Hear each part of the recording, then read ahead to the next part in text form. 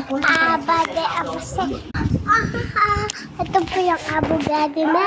And nibuko muna. Ano ko muna. Nibuko na. Ito ay surgical procedure. Ayan na.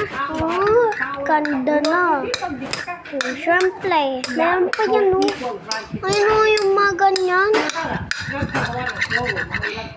Ang talap. Talap. Lakang kainin.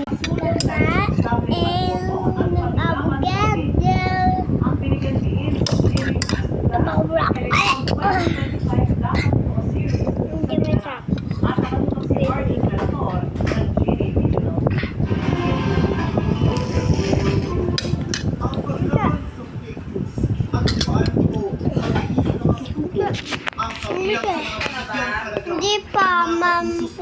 Konti na lang po.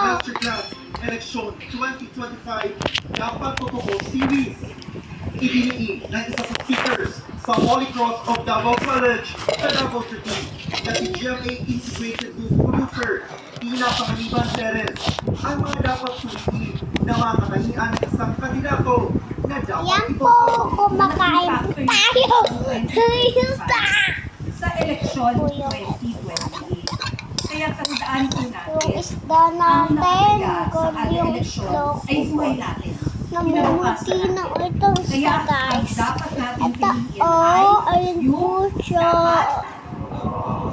pinakalalang tago to. ang mga estudyante ng Notre Dame Gusto niya ng tago. University sa Brother Kaya James McKnight Auditorium sa Nasa General panggaling, Santos City. ano, Maging magpanuri sa mga nakikita informasyon ano online. namin doon yung Nagpapayag isda. ang mga estudyante roon ng kanilang suporta sa Kainin sa namin. responsible voting sa pamamagitan ng pagpirma sa panataon.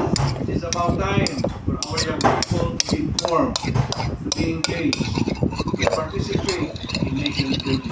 We are presented with a unique opportunity to deepen our understanding of the electoral process, guided by expert insights. Nahalo ko na po, nahalo ko na kate. Oh, ang tarap-tarap. Tarap-tarap kate na Regional TV and Synergy, Ayun, nalo. Oliver Oh, Victor ito na po, papakita.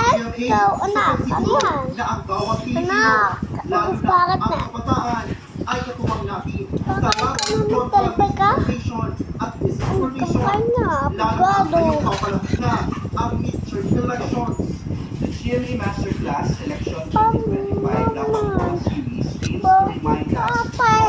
rights, Kaya nang ako dito, the set lang necessity eh. of remaining